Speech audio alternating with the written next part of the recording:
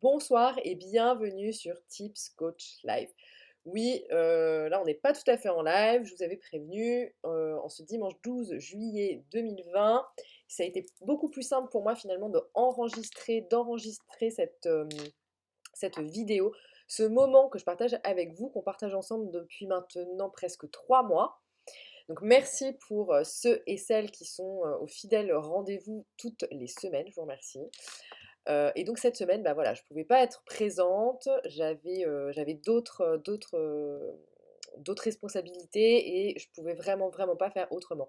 Pour autant, ça m'embêtait vraiment de ne pas avoir ce moment avec vous du dimanche soir, parce que je trouve que c'est quand même, c'est devenu en fait une habitude et aussi bien pour vous comme pour moi, je trouve que c'est assez important. Ça permet en fait d'ancrer, de terminer sa semaine, de commencer aussi une nouvelle semaine sur d'autres motivations. Je sais que ça apporte beaucoup de réponses à certains d'entre vous, donc je voulais vraiment être présente. Donc merci beaucoup. Ce soir, on va voir ensemble un sujet qui fait beaucoup parler. Alors, je pense que c'est quand même un sujet c'est un peu ce qu'on appelle, vous savez, un sujet tabou. C'est ce fameux syndrome du nid vide. Il faut savoir qu'en fait, il y a quand même, c'est 35% des mamans qui sont concernées par ce syndrome et on n'en entend pas assez parler. Donc avant de poursuivre, comme d'habitude, il y a ce petit moment de météo. Donc pour vous partager un peu quand même mon état d'esprit d'aujourd'hui, bah, je suis de super bonne humeur, je suis très positive, j'ai passé une excellente semaine, j'ai pu partir un peu au soleil pour des raisons perso, mais ça m'a beaucoup, beaucoup, beaucoup requinqué. En fait, ça m'a vraiment ressourcée. Donc je repars boostée à fond pour cette prochaine semaine. Donc j'espère qu'il en va de même pour vous. N'hésitez pas à me laisser en commentaire votre météo, comment vous vous sentez là tout de suite au moment où débute ce Tips Coach Live, cette nouvelle émission de Tips Coach Live. Voilà, dans quel état d'esprit vous êtes, dans quelle énergie vous êtes. Et puis à la fin aussi, vous me commenterez votre énergie, avec quoi vous repartez. Pour ceux et celles qui ne me connaissent pas, je m'appelle Déborah Chapelle. J'ai créé la société Ambea, qui est en fait un cabinet de coaching, consulting situé dans l'hypercentre sur Toulouse. Ma mission de vie est de rendre un monde juste en accompagnant les personnes à être cohérentes. Et pour ça, en fait, je me suis spécialisée dans la communication interpersonnelle, avec plein d'outils comme le processcom et comme aussi la communication non violente. Et une petite expertise en plus sur tout ce qui est l'intergénérationnel. Donc on est dans la communication créer du lien entre l'ancienne génération et la nouvelle génération. Ce soir, le syndrome du nid vide. Pour celles et ceux qui ont l'habitude de participer au live, je n'ai pas trouvé de citation inspirante par rapport à ce sujet spécifique. Puis j'avais pas envie de rentrer dans les clichés de la maman couveuse ou la louve, ou peu importe. Donc on va pas partir avec une citation, mais on va tout de suite rentrer dans le vif du sujet. Donc finalement, comment prévenir le syndrome du nid vide? Il faut savoir que donc, comme je vous expliquais, environ 35% des parents, et en majorité les mères, souffrent de ce qu'on appelle le fameux syndrome du nid vide. En fait, c'est une forme de dépression qui se traduit par un sentiment d'abandon et de vacuité quand les enfants quittent le domicile familial. Et en fait, leur départ, c'est vraiment un espèce de mélange de joie, de bonheur, de fierté, parce que voilà, notre enfant prend son indépendance, on a réussi cette fameuse mission de se dire, ça y est, mon enfant est enfin un adulte. Mais il y a aussi ce sentiment de tristesse, parce que concrètement, on ne devient plus le parent qui devient nécessaire à la survie de l'enfant. Enfin, en tout cas, on peut avoir ce sentiment-là. Et c'est ce qui fait que vous vous sentez parfois triste. Quand l'enfant quitte son nid, c'est en fait une certaine forme de déchirement. On renonce tout simplement à l'enfant qu'on a et il devient adulte. Donc comment appréhender cette période si délicate? Parce que moi, quand je vois un chiffre comme 35%, ça peut paraître rien, mais moi je trouve que c'est déjà beaucoup trop. Donc, en quoi le départ des enfants du domicile familial est-il une étape clé dans notre vie en tant que parents? Ce soir, je m'adresse vraiment, vraiment aux parents, spécifiquement aux mères, parce qu'il y a beaucoup de femmes qui me suivent. Donc spécifiquement à cette identité, cette casquette qu'on a malgré nous de maman. C'est une page qui se tourne, c'est un nouveau chapitre qui s'ouvre, ce moment-là dans votre vie. C'est un moment fort car finalement la fonction de parent, donc notamment votre côté maternel, prend un coup. Puisque comme je vous disais, il y a quand même ce sentiment de je ne suis plus utile qui arrive. En fait, la mission de protection des enfants s'arrête. Vous voyez, vous n'êtes plus dans cette posture de je suis le maître, tu es l'élève, je te protège, je te nourris, sans moi tu ne peux pas survivre. Donc en gros, le statut change complètement. On passe d'un statut de dépendance à un statut d'indépendance. Et c'est ça qui fait mal. Le sentiment de vide que vous pouvez ressentir, que l'on ressent en tant que mère, en tant que parent, lorsque l'enfant quitte le nid, est finalement très fort parce que les enfants sont au centre de la famille dans nos sociétés contemporaines. C'est-à-dire qu'on rentre de plus en plus aujourd'hui dans des sociétés où l'enfant est vraiment central. Alors même si je dois quand même vous avouer que euh, je participe à beaucoup d'actions humanitaires autour de l'enfance. Et les droits de l'enfance, je ne suis pas certaine qu'en France, à l'heure actuelle, ils existent, quoi. Donc en fait, bon, il y aura un gros débat, on s'éloigne un peu. Mais tout ça pour vous dire que voilà, on est quand même dans des sociétés, il faut prendre conscience de ça, qu'on est dans des sociétés contemporaines où l'enfant est vraiment central au sein de la famille. Donc quand il part, c'est vraiment ce sentiment de vide, quoi. Finalement, quand vous y pensez, il faut que j'arrête avec ce mot finalement. Quand vous y pensez, quand vous prenez du recul, moi je constate beaucoup de parents, en tout cas il y a beaucoup de mères qui me disent ça, puis même des pères, hein. Faut pas généraliser. Euh, Moi je trouve qu'il y a beaucoup de parents qui tout d'un coup me disent, mais tu sais, quand tu as des enfants, ta vie ne tourne autour que de tes enfants, c'est ta priorité. Je dois être totalement transparente avec vous, je ne comprends pas ce discours. Alors peut-être parce que je n'ai pas d'enfants et que du coup je peux manquer, comment dire, je peux peut-être manquer de, pas de lucidité, parce que je pense pas que c'est une question de lucidité, mais d'expérience à ce niveau-là. Et à la fois, je me dis, ouais, mais le fait de ne pas avoir d'enfants et de prendre du recul, parce que j'ai envie d'avoir des enfants, mais du coup, de prendre du recul, ça me permet d'avoir un regard peut-être un peu plus juste et de me dire, ouais, mais en fait, moi, ce qui me pose problème, c'est les parents qui oublient leur autre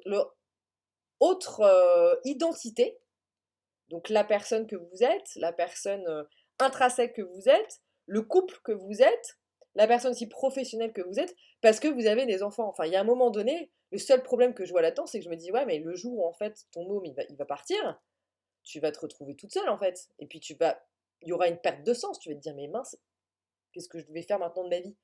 Puisque finalement ma vie tournait autour de l'enfant. Et le moment où l'enfant quitte son nid, en fait, c'est une source de stress, d'angoisse, car en fait, il faut apprendre à lâcher pour de bon, à ne plus contrôler leur vie.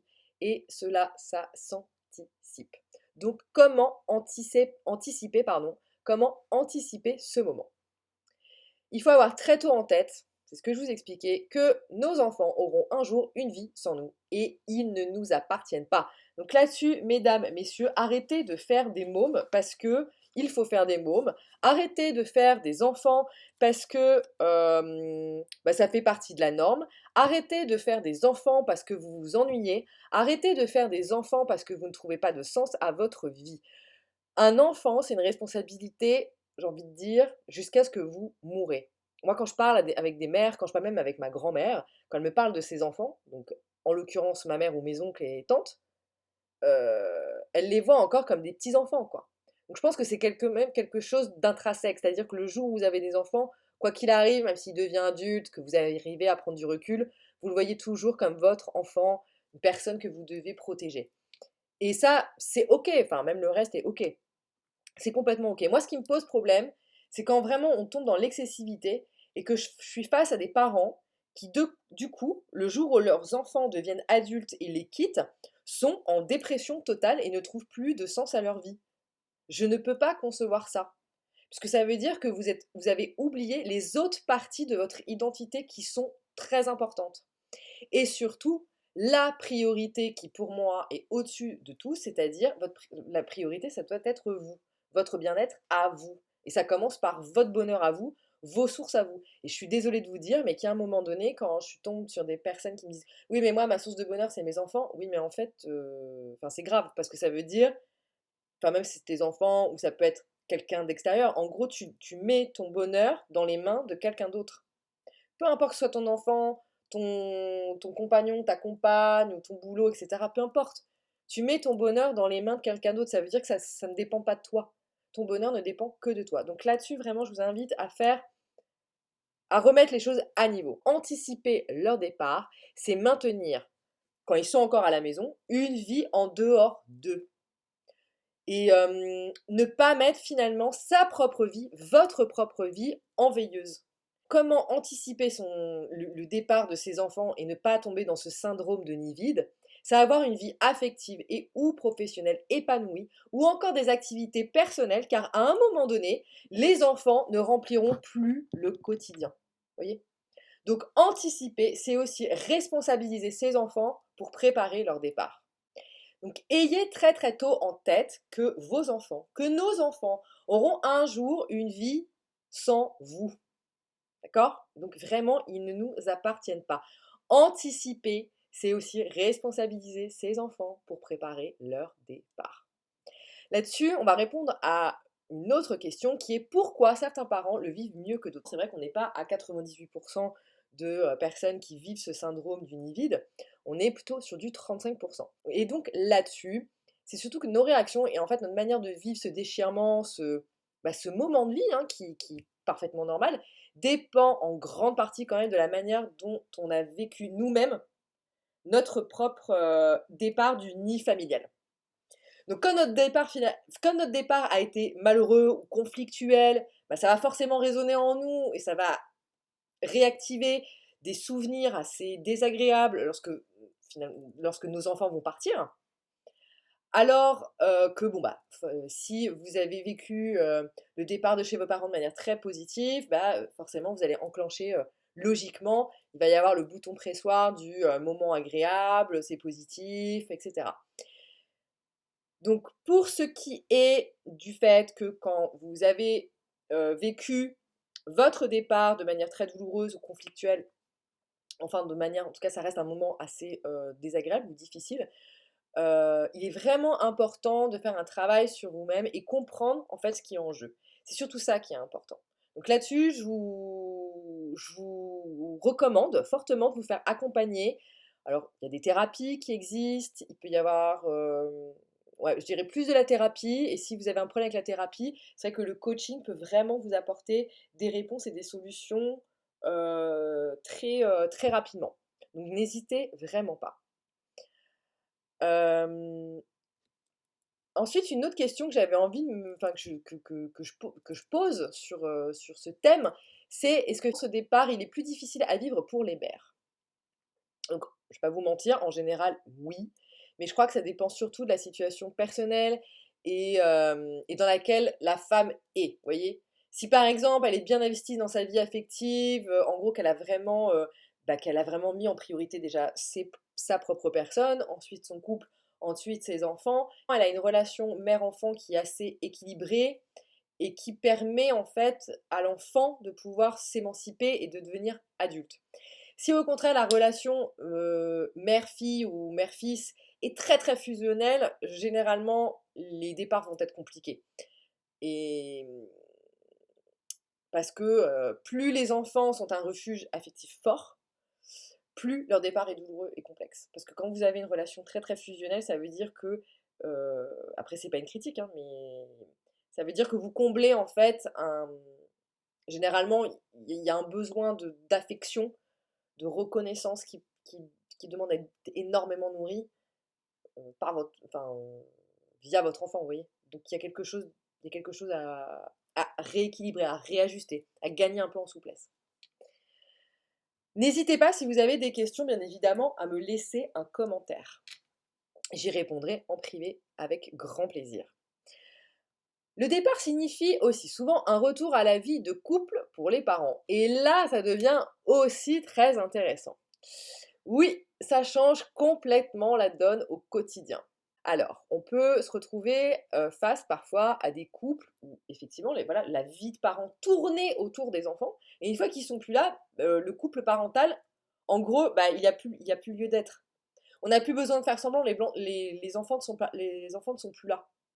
Donc, du coup, vous vous retrouvez face à un couple où vous vous dites bon, maintenant on sert vraiment plus à rien, quoi. Qu'est-ce qu'on fait? Le départ des enfants oblige à se poser des questions sur soi, à faire le point sur sa propre vie, pour savoir où l'on est au moment de leur départ. Il y a beaucoup de choses qui se jouent. Il y a la peur de la solitude, il y a l'angoisse du vieillissement, il peut y avoir aussi le, la peur de la mort. On n'en parle pas suffisamment. Je trouve qu'on n'en parle pas, on n'en parle pas souvent. Et je pense que c'est quand même très très intéressant. Et c'est un sujet en fait qui demande parfois à être posé et juste à être dit. Bah voilà, de se dire que oui, en fait, le problème, enfin, quand on y pense, faire un enfant, c'est continuer à vivre à travers eux, parce qu'on se transmet de la génétique, etc. Il y a quand même ce côté survie hein, qui vient. Le fait de les voir partir, bon bah ça enclenche chez nous, on se dit ok ça y est maintenant ils sont adultes, mais qui dit adulte dit que eux grandissent, mais moi aussi je vieillis, et que l'angoisse en fait du vieillissement, moi je pense qu'il y a quand même un lien avec la peur de la mort. Donc il y a aussi ça qui vient déclencher. Vous voyez. Donc nous devons à nouveau faire connaissance avec nous-mêmes, on est une nouvelle personne, car souvent nous étions un peu perdus de vue, vous voyez, perdus dans votre couple, mais perdus aussi vis-à-vis de vous-même. Donc c'est un nouveau couple qui se retrouve là, c'est deux nouvelles personnes, il va falloir voilà, réapprendre à se séduire, à se connaître. C'est vraiment un très beau challenge. Prenez-le de manière très positive en vous disant, bon alors comment maintenant je dois séduire mon partenaire, ma partenaire qui a pris, je sais pas, 20 ans, on va dire. Donc il va falloir finalement se regarder, regarder l'autre en face, s'écouter, et puis écouter le silence qui règne autour. Les enfants, ça amène beaucoup de vie, même si, même à 20 ans, ou même à 25 ans, ou même à 30 ans, aujourd'hui, les enfants partent de plus en plus tard. Ça amène quand même de la vie. Donc là, waouh, on se retrouve face au silence. Et c'est pas facile. Prenez conscience de ça, mais par contre, ça n'est pas impossible. Les bons côtés, parce qu'on parle toujours des côtés un peu désagréables, mais il y a quand même des bons côtés quand les enfants quittent ce fameux nid. Les parents, finalement, bah, vous gagnez en liberté et en temps. Donc ça, c'est pas rien. Prenez conscience de ça. Aujourd'hui, j'ai de la liberté et j'ai du temps. Donc il n'y a plus les cours, il n'y a plus les rendez-vous pris pour eux, il n'y a plus les repas. On n'est plus obligé de faire des repas pensés pour les uns, pour les autres. Ah bah oui, mais lui, il aime, elle aime pas, et vice-versa. Donc vraiment profiter de cette nouvelle dynamique de liberté, de création. On recrée un quotidien qui cette fois-ci va se tourner autour de nous, quoi. Trop bien. Et les parents finalement n'ont plus qu'à s'occuper d'eux-mêmes. Donc c'est vraiment une sensation, comme je vous disais, qui était complètement oubliée depuis des années, puisque bah, vous pensiez à vos enfants. Donc là, ça y est, on se refocus sur soi. Et derrière, le challenge encore plus, j'ai envie de dire, excitant, c'est que vous allez tisser de nouvelles relations, en tout cas une nouvelle relation avec vos enfants qui sont devenus finalement des jeunes adultes.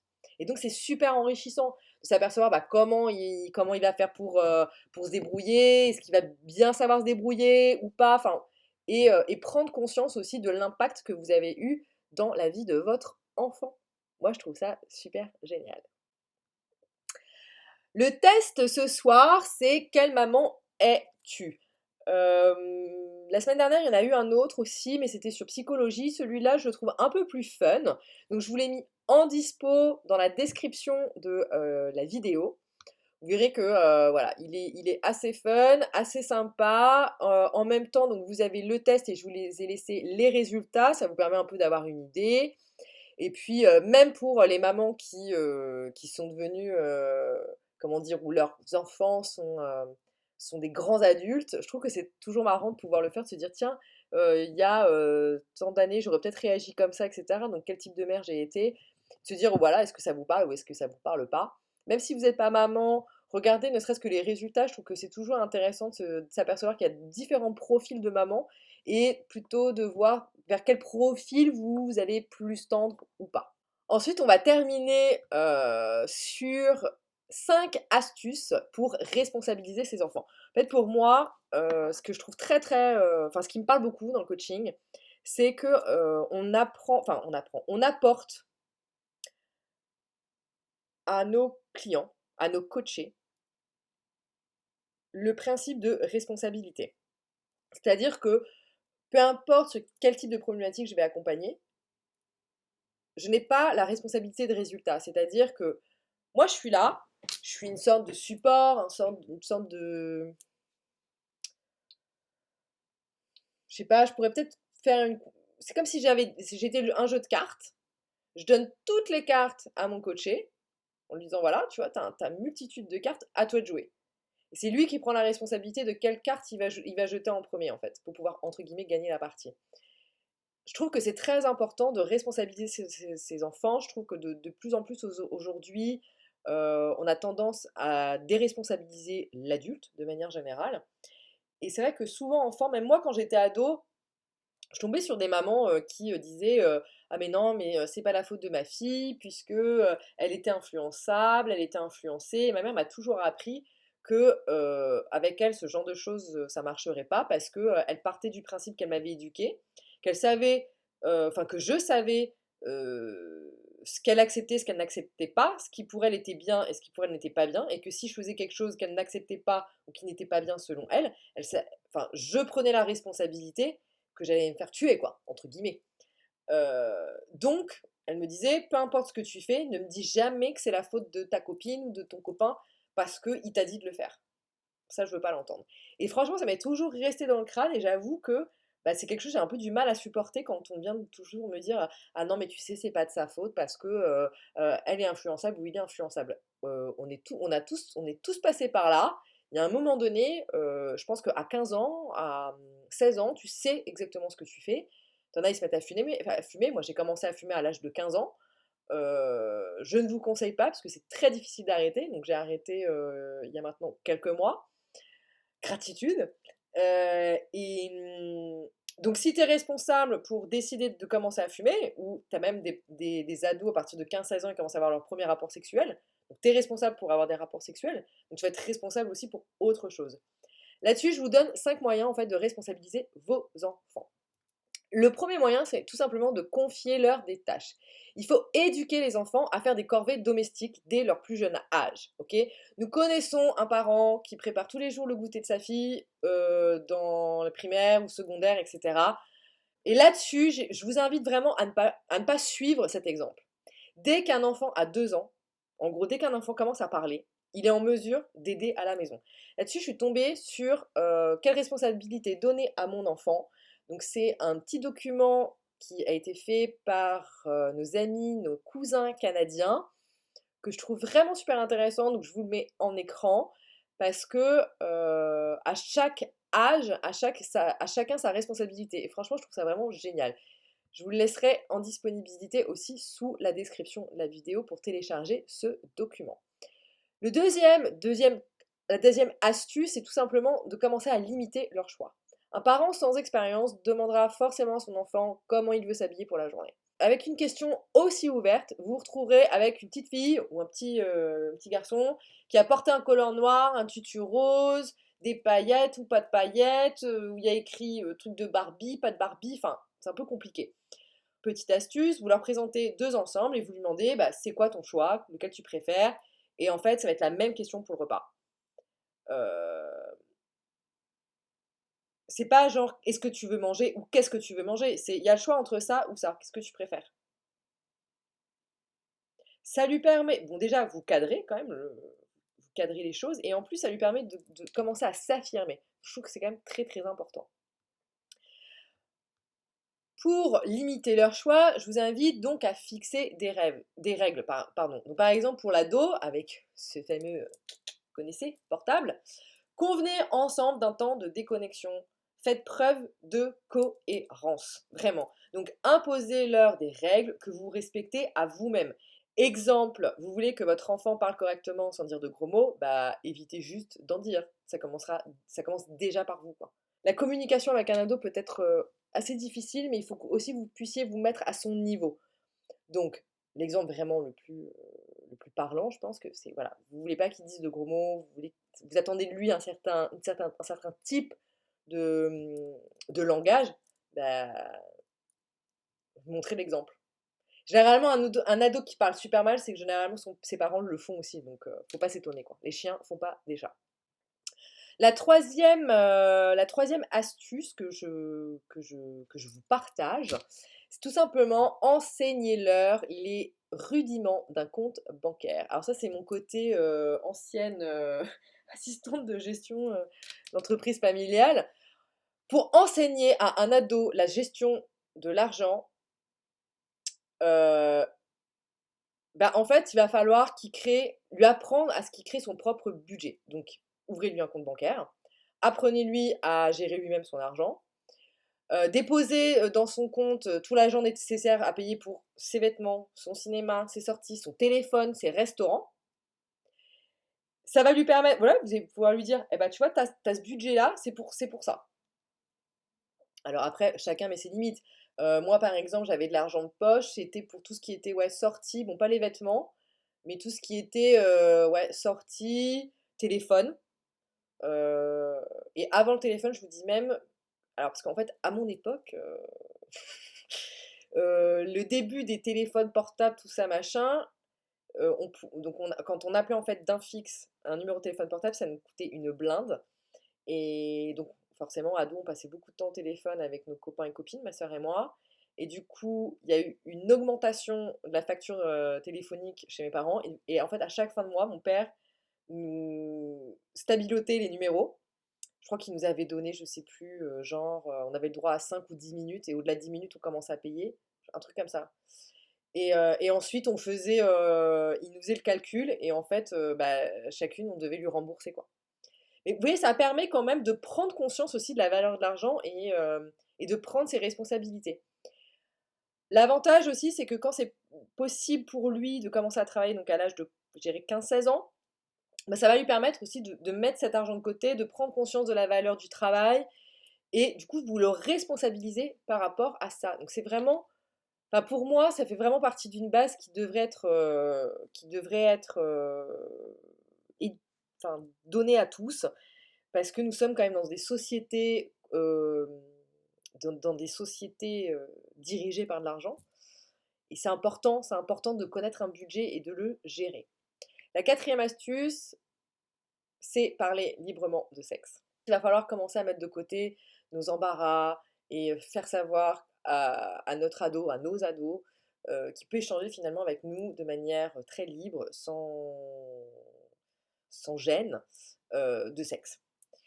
Aujourd'hui, 80% des jeunes nord-américains ont eu une expérience sexuelle à 19 ans. Alors, je pense qu'en France, c'est un peu plus jeune. J'avoue que j'ai pas trop regardé encore les chiffres. Puis j'avoue que je suis pas trop une fan, moi, des chiffres. Donc c'est pas... Voilà. Là-dessus, malgré tout, on sait qu'en France, plus ou moins, les premiers rapports sexuels arrivent vers l'âge de 15 ans. Je pense que c'est plus tôt.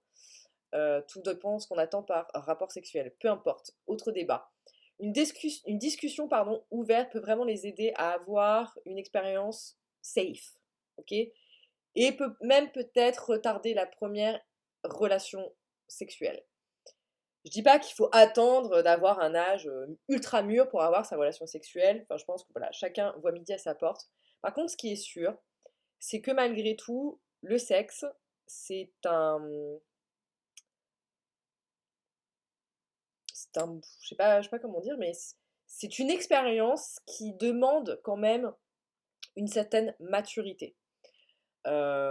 Surtout aujourd'hui, enfin depuis les années 80, où il y a quand même, on parle beaucoup de sida, on parle beaucoup de maladies sexuellement transmissibles. Il faut savoir qu'en fait les taux ne baissent pas, puisque les jeunes ne mettent plus de préservatifs ou beaucoup moins. Donc il y a quand même tout ça aussi à rééduquer au sein de nos jeunes. Et puis il y a aussi ce respect de son corps, ce respect de l'acte aussi, le respect de l'autre, le consentement. Enfin, là, ça pourrait partir beaucoup plus loin enfin, si je pousse vraiment le sujet, là, on va sortir du cadre du syndrome du nid et du coup, de comment responsabiliser son enfant. Donc là-dessus, je vous invite à essayer, de ne pas hésiter, de parler de sexe avec votre enfant, de pouvoir échanger librement à ce niveau-là, de lui répondre à ses questions. La cinquième et dernière astuce pour responsabiliser son enfant, c'est tout simplement prenez vos responsabilités. Soyez honnête. Donc, prenez conscience. Et c'est OK si vous n'êtes pas parfait. C'est pas grave en fait que vous avez bu de l'alcool ou que vous avez fumé de la marijuana à l'époque du collège et que votre enfant devrait vous imiter. En fait, là, on est sur. euh, J'aime pas bien, enfin, je suis pas très fan du principe du mais je peux pas lui dire que ça, il a pas le droit ou qu'il peut pas le faire parce que je l'ai fait. Non, mais c'est pas parce que vous l'avez fait et que ça a été une vraie connerie qu'il faut qu'il le fasse. Ou vous n'êtes pas en mesure de pouvoir dire écoute, je vais pas te mentir. Oui, je l'ai fait. Franchement, j'en suis pas fière. Je- Si c'est à refaire, je le referai pas. Je sais que c'est une connerie. Je préférais que tu le fasses pas. Parce que moi qui l'ai fait, je suis capable de dire comment ça va se terminer. Donc là, on parle, par exemple, je vous ai donné l'exemple de l'alcool ou de la marijuana, peu importe. Ça pourrait être juste tout simplement le fait d'arrêter l'école. Il y a beaucoup d'adultes qui ont arrêté rapidement l'école et qui finalement, avec le temps, après ils s'en sont sortis, c'est pas le propos, mais finalement avec le temps, ils se disent, bah, c'est à refaire, je le referai pas. Je bosserai peut-être un peu plus, ou j'aurais fait les choses autrement, j'aurais choisi d'autres choses. Donc, en fait, vous n'avez pas expliqué à votre enfant qu'il doit arrêter l'école à 15 ans ou 16 ans parce que vous l'avez fait. Donc prenez vos responsabilités en acceptant que vous avez fait des erreurs et que vous, donc par conséquent, vous n'êtes pas parfait. Ça me fait penser en fait à ce film LOL où à un moment Sophie Marceau engueule sa fille parce que bon, elle est en pleine crise d'ado et, euh, et je crois que sa fille lui répond un truc du genre mais enfin en mode mais qu'est-ce que t'as de plus que moi, quelque chose comme ça. Et Sophie Marceau lui dit ouais mais moi j'ai un bac, j'ai une licence, j'ai un travail, et en fait, j'ai trouvé cette scène bon, ultra réaliste, mais en plus, je me suis dit, mon Dieu, elle est tellement réaliste, mais je trouve la réponse du parent mais tellement débile que, en fait, je comprends maintenant qu'en tant qu'ado, ça me parlait absolument pas quand ma mère venait, ou mon père venait me dire ça, quoi. Mais qu'est-ce que j'en ai à faire que toi, t'aies eu ton bac ou ta licence? Non, mais franchement. Ce que je veux dire par là, ça veut dire quoi? Si vous verbalisez votre attente de ne pas boire d'alcool ou de pas ou que votre enfant ne consomme pas de drogue, si vous transmettez clairement le message à votre adolescent, donc en gros, si vous communiquez très bien avec lui, vous allez diminuer le risque qu'ils produisent le même comportement. C'est ce que je vous explique depuis maintenant, je sais pas, ça doit faire peut-être 6 ou 7 mois que je suis sur les réseaux. La communication, c'est la clé de tout. Encore faut-il savoir communiquer et encore faut-il définir ce qu'est communication. Moi, je fais toujours une distinction entre le fait de parler et le fait de communiquer. Communiquer, ça veut dire concrètement que on prend conscience que on a notre carte du monde, l'autre a sa carte du monde, on prend conscience qu'on a des attentes différentes, qu'on est unique, que l'autre est unique, et que du coup on se dit bon bah comment je vais rentrer en lien avec cette personne tout en respectant mon cadre à moi et en respectant son cadre à lui ou à elle. C'est ça communiquer. Généralement, nous, on nous apprend à parler, donc c'est un réflexe. On n'est pas dans de l'écoute, on n'écoute pas ce que les gens disent. Ou du moins, on écoute, mais on n'entend pas, on fait pas attention.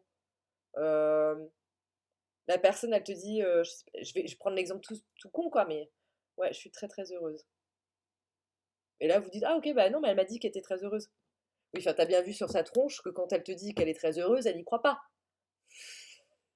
Donc non, elle n'est pas très heureuse. Vous voyez? Donc prendre conscience de tout ça.